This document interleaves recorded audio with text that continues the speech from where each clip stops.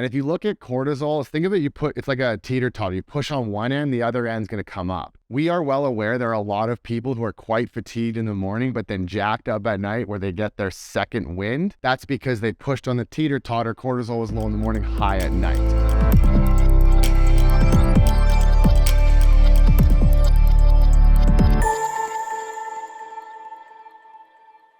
Stress, who doesn't have it? I always say stress is inevitable, but it's all in how you manage it. So I've created another little mini series on chronic stress and how it impacts one's adrenals and physiology.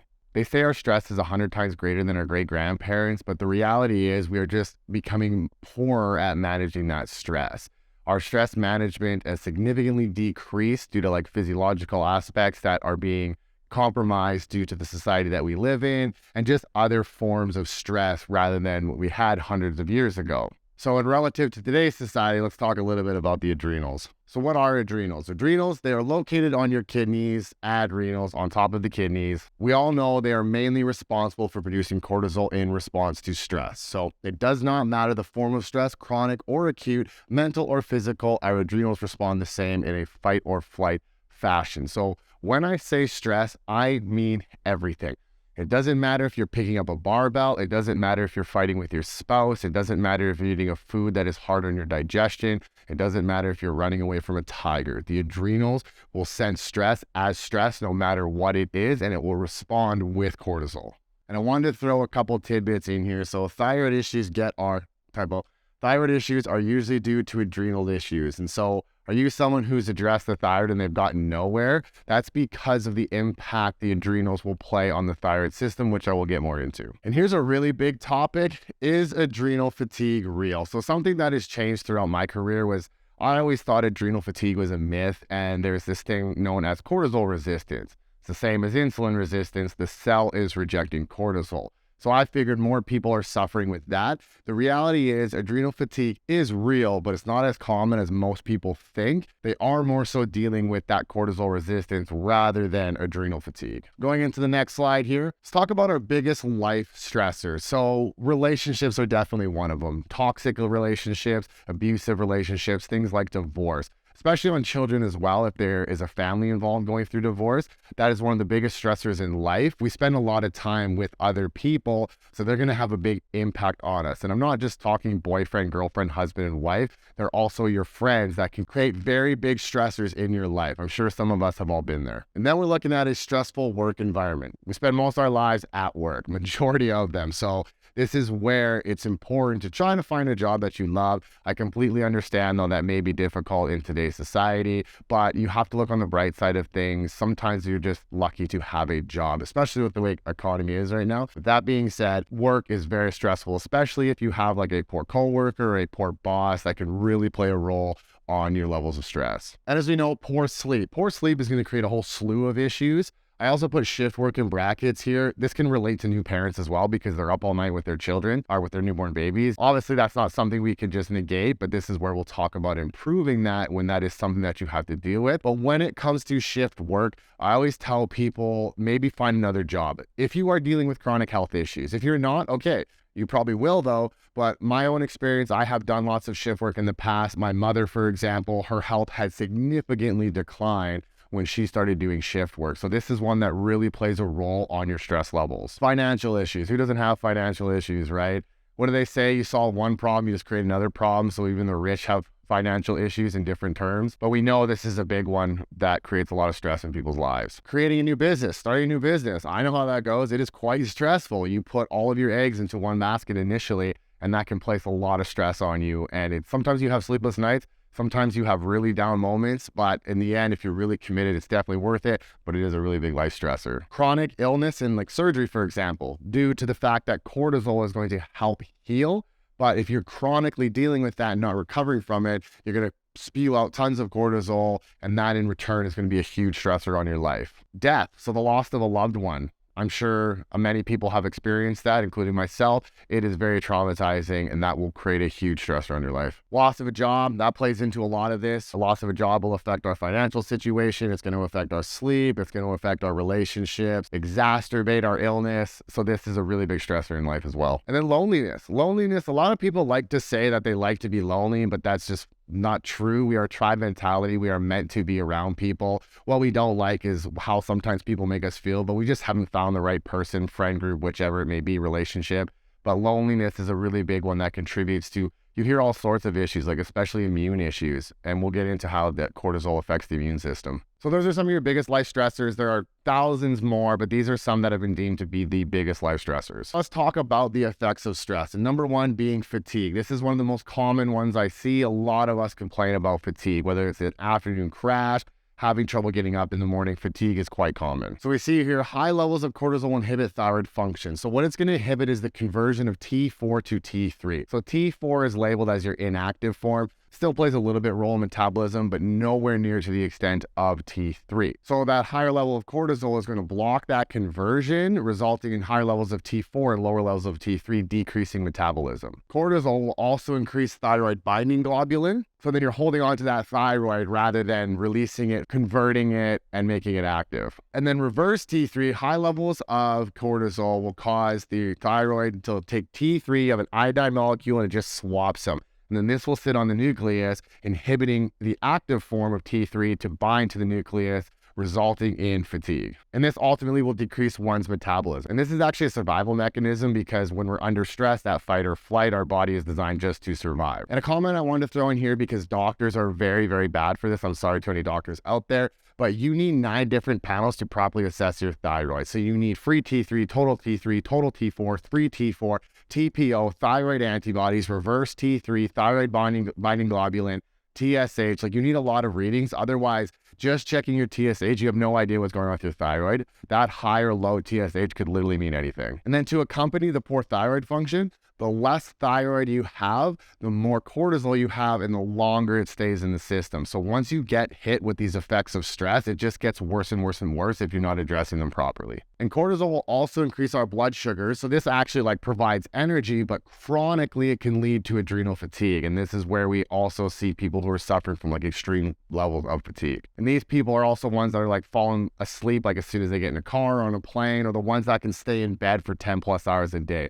So that one lazy friend you have that sleeps 14 hours, they probably have adrenal fatigue. Now, obesity. So cortisol increases visceral fat. So visceral fat is the fat found around your organs. So now here's the thing that a lot of people don't understand. When you hear the term beer belly, it's actually a cortisol belly, because what happens is the belly is extending due to the fat around the organs. Because if your skin would be like this, if it was that was mainly fat around your stomach, it's the actual visceral fat around your organs. So this is where skinny fat comes from. You can have somebody that's 20 pounds underweight, but they will have all the metabolic symptoms of obesity, and that is due to high levels of cortisol with the fat around their organs. So this is where you see people with no bum and a big belly and skinny legs and stuff, sometimes lots of bruising and whatnot. That is your skinny fat. That is that cortisol belly. And then because cortisol raises blood sugar, so what's going to happen now is you're going to secrete a lot of insulin, and over time you're going to create insulin resistance. You also create something known as a cortisol insulin seesaw. So your cortisol rises, your blood sugar rises, then next thing you know, insulin's oh no, blood sugar's too high.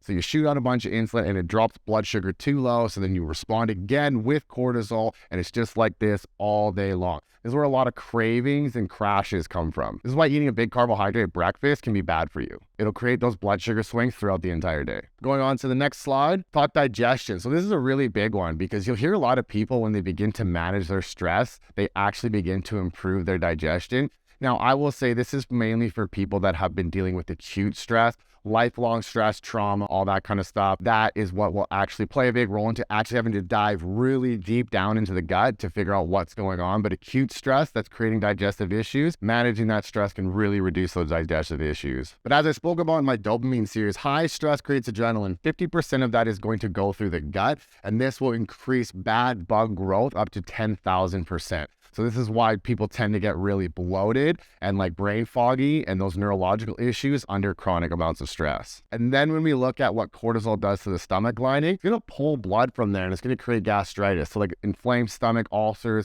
So when you see these people with a lot of upper distension, that's because that blood is going to things like your muscles, because once again, it's that fight or flight. Your adrenals don't know that your boss is yelling at you or that you messed up at work. So it's taking that blood and it's shuttling into the muscles so you can fight or flight. And then a little tangent on that is because that blood is being pushed into the muscles and they're not going anywhere because you're sitting at work in a bad mood after being yelled at, your muscles tend to get tight. And this is where we get a lot of aches and pains from. And this can also result in things like headaches and migraines. So people who suffer from headaches and migraines, it could be a lot to do with your adrenals, whether that is high cortisol or even adrenal fatigue. And then let's look at poor immunity. So high levels of cortisol will shift and weaken the immune system. So this lowers lymphocytes and natural killer cells and increases neutrophils. So lymphocytes are responsible for fighting things like viruses, and natural killer cells fight cancer. So this is why stress leads to cancer. And this is why cancer rates are getting so much higher, because our stress is getting so much higher. So we are suppressing those natural killer cells, allowing cancer cells to mutate and run rapid. And then the neutrophils are responsible for fighting bacteria. And that goes back to the adrenaline feeding that. So it's just trying to keep those bacterial levels down. And then so a little fact in here, lymphocytes and natural killer cells go down 50% in 2 hours after acute stress, while neutrophils go up 75%. So here's that question where people ask, should I work out when I'm sick? The answer is no, because exercise is going to decrease lymphocytes, which is responsible for fighting viruses. So this is also why you see like athletes and people who are chronically stressed, they are constantly sick because their lymphocytes are significantly reduced and they have nothing to fight those viruses. And as mentioned, stress is stress. So it doesn't matter where it's coming from.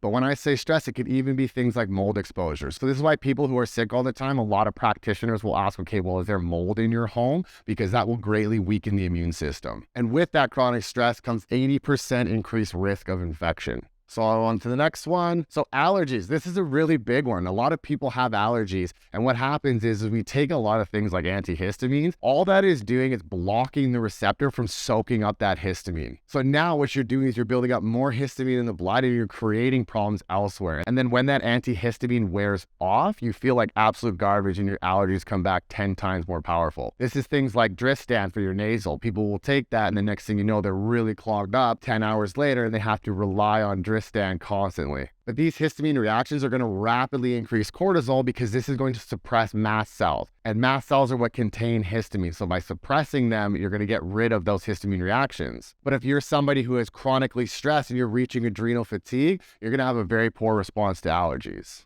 This is why it's called cortisone. They give you cortisone cream. They're putting cortisol on so you can fight that histamine reaction. And then we're going to talk about poor sleep. So high levels of cortisol, they're going to activate your sympathetic nervous system, which is the fight or flight, where parasympathetic is your rest and digest. And ultimately, this sympathetic issue is going to result in poor sleep due to higher levels of cortisol keeping you up at night. And if you look at cortisol, think of it, it's like a teeter-totter. You push on one end, the other end's going to come up. So what happens is if you are suffering from fatigue in the morning, we are well aware there are a lot of people who are quite fatigued in the morning, but then jacked up at night where they get their second wind. That's because they pushed on the teeter-totter. Cortisol was low in the morning, high at night. So you really want to work on a good cortisol rhythm, which we'll get into near the end. And then hormone imbalance is a big one. If you refer back to my hormone series, I talk about the pregnenolone steal. Chronic stress means you need chronic levels of cortisol, and you have to get that from somewhere, so the body will tend to steal it from pregnenolone, which is a precursor to all of your hormones. So you are taking away the necessary substrate required to build these hormones. And then if we go full circle and talk about gut issues in the context of dealing with high estrogen, that's because the adrenaline fed into that underlying bacterial issue causing poor estrogen clearance. So you become estrogen dominant, but you are low in everything else, progesterone, DHEA, androgens, you name it. And as mentioned, high levels of cortisol are also going to cause high levels of insulin, which can lead to polycystic ovarian syndrome and endometriosis due to the fact that insulin will really act on a woman's follicles and can create high androgens, especially if DHEA is high. So reality, this can come from cortisol and insulin, resulting in PCOS and endometriosis. This is why there are a lot of fitness-borne diseases, such as polycystic ovarian syndrome, because of the constant cortisol that you are pumping out, resulting in these complications due to your exercise. This also results in things like acne because of the insulin acting on hormones. Higher levels of estrogen as well, bad gut bacteria, things along that nature. And here's a big one. Chronic stress will create infertility, both men and women. That chronic stress can result in a reduction of testosterone in men,